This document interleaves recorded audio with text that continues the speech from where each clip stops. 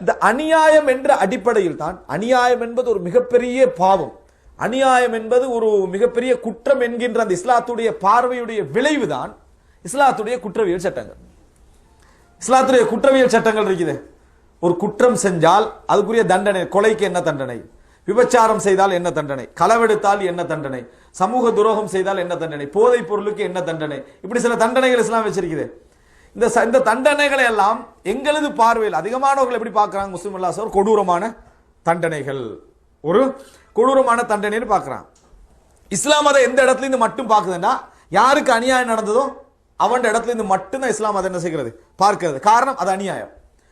தம்பி இழந்திக்கிறான், தங்கச்சி இழந்திக்கிறான், மனைவியை இழந்திருக்கிறான், குழந்தை இழந்திருக்கிறான், பகிரங்கமாக கற்பழிக்கப்பட்டிருக்கிறான். இஸ்லாம் அதுக்கு சொல்ற ஒரே தண்டனை அப்படிப்பட்ட வாழக்கூடாது. இந்த அநியாயம் செஞ்சவன் என்ன செய்யக்கூடாது, வாழக்கூடாது அப்படின்னு சொல்லுது. இது உலகமே அதுக்கு எதிராக நிக்கிற நேரத்திலும் இஸ்லாம் அந்த இடத்துல என்ன சொல்லுதுன்னா, இல்லை, இது எந்த அளவுக்கு ஒரு முஸ்லிமானவரோ முஸ்லிம் அல்லாதவரோ இதில் எல்லாம் சமம். இதில் எல்லாரும் என்ன, இந்த அநியாயம் இழைத்தல் என்ற பகுதியில் தண்டனையில் எல்லோரும் சமம் என்ற செய்தி இஸ்லாம் என்ன செய்கிறது, கொண்டு போய் சேர்க்குது. ஆனா வெளியிருந்து எந்த அளவுக்கு இஸ்லாம் இதுல கடுமையாகிறதுக்கு ஒரு ஆதாரம் என்னன்னா, மனிதர்கள் என்ன சொல்றாங்க, எந்த மனிதர்களுக்கு சார்பா இந்த சட்டம் வைக்கப்பட்டு அந்த மனிதர்களை என்ன சொல்றாங்க, இது கொஞ்சம் என்ன செய்யுது, கொஞ்சம் கொடூரமா இருக்குது அப்படி என்று சொல்கின்ற அமைப்பில் அது என்ன செய்து இருந்து கொண்டிருக்கிறது. அப்படி என்றால் தண்டனை இஸ்லாம் அங்கே ஸ்ட்ரிக்டா வைக்கிறதுக்கான காரணம் இது அநியாயம். இது ஒருத்தனுடைய வாழ்க்கையை முடிக்கிறது. எவ்வளவு பெரிய பாவியாக இருந்தாலும், எவ்வளவு பெரிய ஒரு மோசமானவனாக இருந்தாலும், மற்றவனுடைய உரிமையில கை வைக்காத வரைக்கும் அவனுடைய உயிர் எடுக்கிறது உனக்கு எந்த உரிமையும் இல்லை. நீ அந்த உயிரையே எடுக்கிற, நீ வாழக்கூடாது, எடுக்கிறவன் என்ன செய்யக்கூடாது, வாழக்கூடாது ஒரு சட்டம் சொல்லுது. இஸ்லாம் எந்த பார்வையில் இது வச்சது தெரியுமா, அநியாயம் இஸ்லாம் தடை செய்கின்ற ஒரு விஷயம்.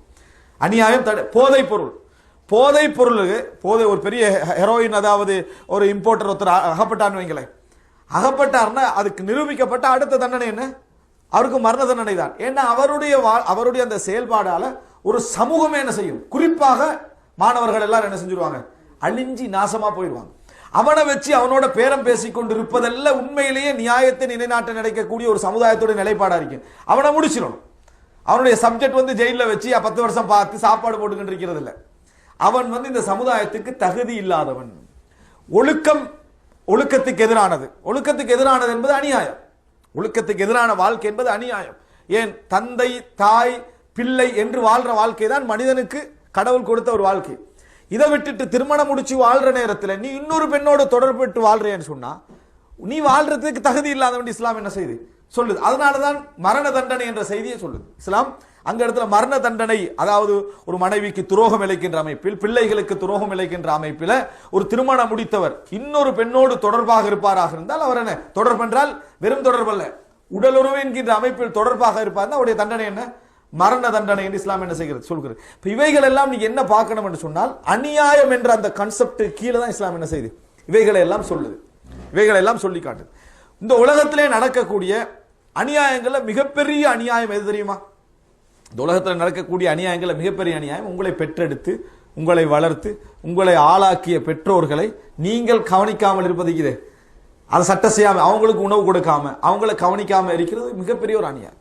இஸ்லாத்துடைய பார்வையில் பெற்றோர்களுடைய திருப்தியை பெறாதவர் சொர்க்கம் நுழைய மாட்டார், அவர் வெற்றி பெற மாட்டார்.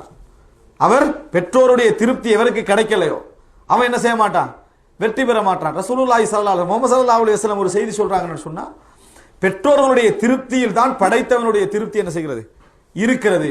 பெற்றெடுத்த தாய் தந்தை நீ மதிக்காதண்டா, உன்னை படைச்சதை காணாத கடவுளை நீ மதிக்கவே மாட்டேன். உன்னைய படைச்சதை கண் முன்னால பெற்றெடுத்தது யாரு, அந்த தாயும் தந்தையும், அவர்கள் தான் உருவாக்கினாங்க. அவர்களுக்கே நீ கண்ணியம் கொடுக்கலண்டா, அவர்களை நீ மதிக்கலண்டா, ஒரு நாளும் உன்னை படைத்ததை காணாத இறைவனை என்ன செய்ய மாட்டாய், நீ ஒரு பொழுது மதிக்க மாட்டாய். அதனால் அவர்களுடைய திருப்தியை நீ பெறலண்டா, எனது திருப்தியை நீ என்ன செய்ய மாட்டாய், பெறமாட்டாய். இஸ்லாம் என்ன செய்தி சொல்லுது. அநியாயம் என்ற கான்செப்ட்ல இருந்து, அநியாயம் என்ற பகுதியிலிருந்து இஸ்லாம் மிகவும் கண்டிக்கக்கூடிய ஒரு பெரிய பாவம் தான் இறைவனோடு இன்னொருவரை கூட்டு சேர்ப்பது, இறைவனுடைய வணக்கத்தில் இன்னொருத்தரை கூட்டு சேர்ப்பது.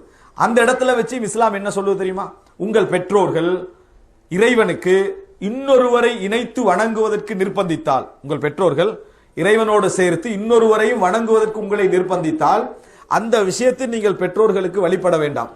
அதே நேரம் இந்த உலக வாழ்க்கையில் அவர்களோடு தோழமையோடு சிறந்த முறையோடு அவர்களோடு நடந்து கொள்ளுங்கள். இந்த திருக்குர்ஆன் என்ன செய்து சொல்லுது, என்ன செய்து சொல்லுது, அவர்கள் இணை வைப்புக்கே நிர்பந்தித்தால், இறைவனோடு கூட்டு சேர்த்து இன்னொருவரை வணங்குவதற்கு நிர்பந்தித்தால் அதுல நீங்க அவர்களை பின்பற்ற வேண்டாம். ஆனால் மற்ற எல்லா காரியங்களிலும் அவர்களோடு இந்த உலகத்தில் உறவோடும் அன்போடும் பாசத்தோடும் என்ன செய்யுங்க, நடந்து கொள்ளுங்கள் அப்படின்னு குர்ஆன் என்ன செய்து சொல்லுது. இவைகள் எல்லாம் எங்களுக்கு என்ன காட்டுதுன்னா, இஸ்லாம் அநியாயத்தை தடை செய்கிறது. இஸ்லாம் அநியாயத்தை தடை செய்கிறது. சில பொழுதுகளில் இஸ்லாமிய ஆரம்பகால வரலாறுகளை நம்ம பார்க்கிறோம். யுத்தங்கள் நடக்கிற நேரங்களில் மன்னர்களிடத்தில் அவர்கள் சொன்ன சுருக்கமான வார்த்தை, எந்த நோக்கத்திற்காக நீங்கள் எங்கள் நாட்டோடு யுத்தம் செய்கிறீர்கள்? முஸ்லிம் அல்லாத மன்னர்கள் கேள்வி கேட்ட கேள்விகள் உண்டு, எந்த நோக்கத்திற்காக எங்கள் நாட்டோடு நீங்க யுத்தம் செய்றீங்க? அவங்க சொன்ன சுருக்கமான வார்த்தை என்ன தெரியுமா? இறைவன் எங்களை அனுப்பி இருக்கிறான் நீதியை நிலைநாட்டவும் அநீதியை இல்லாதொழிக்கவும். இதான் செய்தி. சுருக்கமான செய்தியாக என்ன செய்தார்கள்? இந்த மெசேஜை அவர்கள் வைத்தார்கள். எனவே அன்புள்ள சகோதரர்களை, இன்றையுடைய செய்தியில் நீங்கள் பெற்றுக்கொள்ள வேண்டிய பிரதானமான அம்சம் என்னன்னு சொன்னால், அநியாயம் என்பது இஸ்லாம் தடை செய்யக்கூடிய விஷயம். அநியாயம் என்ற பார்வையில் இந்த இஸ்லாம் எல்லா விஷயங்களையும் பார்க்குது. எல்லா விஷயமாக ஒரு இஸ்லாமிய நாடு, ஒரு முஸ்லிம் நாடு ஒன்று உருவாகிட்டேன்னு வைங்க. ஒரு முஸ்லிம் நாடு உருவாகிட்டு, இந்த முஸ்லிம் நாட்டுக்கு கீழ் ஒருவருக்கு அநியாயம் நடக்குது அப்படி என்றால், அதை அந்த அரசு கண்டுகொள்ளவில்லை என்றால் அவர்களிடத்தில் இஸ்லாம் இல்லை என்று அர்த்தம். சுருக்கமாக என்ன, இஸ்லாமிய சமுதாயத்திலே வாழக்கூடிய பிரதானமான அறிஞர்கள் சொன்ன செய்திகள் எல்லாம் நீங்க ஒரு முஸ்லிமுடைய ஒரு இஸ்லாமிய மார்க்கத்திலிருந்து இது சொல்லப்படுறதை தான் நீங்க யோசிக்கணும். விளங்கிட்டா? அந்த சமுதாயத்தில் சொல்லப்படுற முக்கியமான பிரதானமான செய்தி என்ன தெரியுமா? இஸ்லாமிய அறிஞர்களை ஏற்றுக்கொண்ட ஒரு அடிப்படை என்ன தெரியுமா? இறைவன் இஸ்லாத்தோடு இருக்கக்கூடிய நாட்டுக்கு உதவி செய்ய மாட்டான், அந்த நாடு நீதியற்ற நாடாக இருந்தார். முஸ்லிம் அல்லாத ஒரு நாட்டுக்கு இறைவன் உதவி செய்வான், அந்த நாடு நீதியான நாடாக இருந்தார். அந்த நாடு ஒரு நீதியான நாடாக இருந்தார். நீதி, இறைவன் நீதியை மிகவும் விரும்பக்கூடியவர். இந்த உலகத்தில் நீதி என்பது மிக நடக்க வேண்டும். குர்ஆன் சொல்லக்கூடிய ஒரு மிக பிரதானமான ஒரு வசனம் என்ன தெரியுமா? அதாவது இந்த உலகத்தில் உங்களுக்கு எதிராகவே இருந்தாலும் கூட நீங்கள் நீதியை நிலைநாட்டுங்கள். உங்களுக்கு எதிராகவே இருந்தாலும் கூட நீதியை நிலைநாட்டுங்கள். முஹம்மது ஸல்லல்லாஹு அலைஹி வஸல்லம் இடத்துல ஒரு வழக்கு வருது, தோழர்களுடைய ஒரு வழக்கு வருது. அந்த வழக்குக்கு ஒரு பேரம் பேசப்படுகிறது.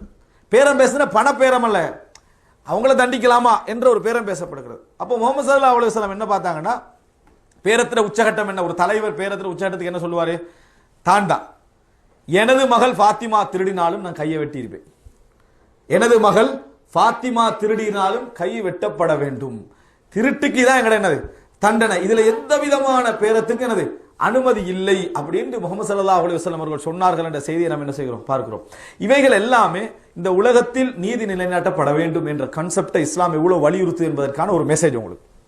இரண்டாவது, நீதி நிலைநாட்டப்படாது விட்டால், இந்த உலகத்தில் நீதி நிலைநாட்டப்படாது விட்டால் நம்ம நினைச்சிடக்கூடாது இது யாருக்கோ பாதிப்பு, நமக்கு பாதிப்பு, நமது வாழ்க்கைக்கு பாதிப்பு, நமது பொருளாதாரத்துக்கு பாதிப்பு, நமது பிள்ளைகளுக்கு பாதிப்பு, நாளைய எங்கள் சந்ததிக்கு பாதிப்பு.